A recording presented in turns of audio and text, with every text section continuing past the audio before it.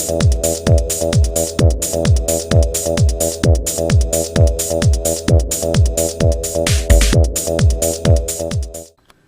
folks, today I'd like to take a casual peek into my response to the review spots, the collector's bucket list.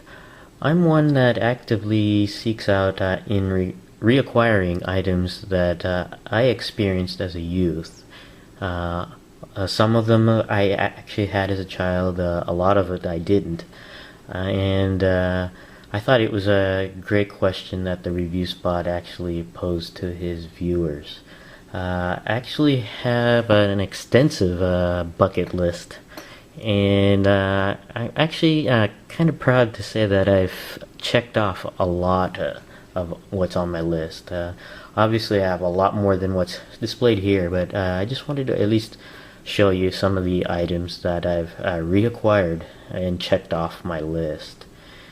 First thing here is the Atomic Man. This is the G.I. Joe Adventure Team figure from the 70s. It was basically Hasbro's cash-in on the $6 Million Man craze. Back in the 70s they had $6 Million Man action figures, and Hasbro decided to create the Atomic Man here with bionic legs and arm here. And he even has light piping for his bionic eye or robotic eye. And this is an item this was my first G.I. Joe, our first action figure I ever got as a kid. I got it as a Christmas gift, and I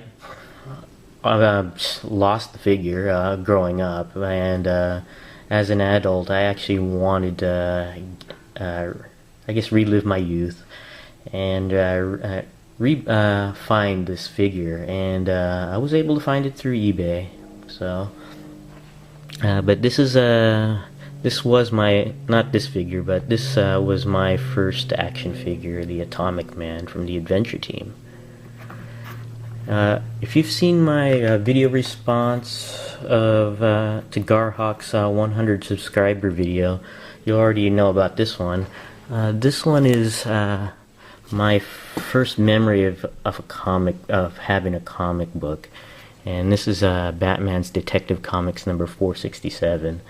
And I was 7 or 8 years old at the time. I was very sick, and my dad had come home from work and bought me a comic book to make me feel better, and I really appreciated it at the time. And I've been looking for this comic book for at least 20 years, 20 to almost 30 years. And the problem is that I did not know what issue number it was. I only had a vague memory of the story and the cover. And searching for this particular comic, especially before the intrawebs and Google, was very difficult. But I eventually found it, going through the intrawebs and going through cover galleries, just trying to find this exact comic book. But I eventually found it, and to every comic book store I go to, I always look for this particular issue to purchase, and just because this was my first memory of having a comic book. I have about 4 or 5 of these now. So next item I have here is the Executioners from Shaolin, which is a kung fu movie. I think it's a Shaw Brothers movie. And when I was a kid, on Saturday afternoons, they had a kung fu theater in Saturday afternoons, and me and my sisters would watch. And there was this one particular kung fu movie that we were laughing so hard because of the goofiness of this movie. Basically, it was this guy seeking revenge against Pai Mei, this bad guy with the white beard, yeah, from the Kill Bill movies. And He had he was pretty invincible except for one part of his body, which moved around during a certain time of the day, and this movie was, for me, was very difficult to find.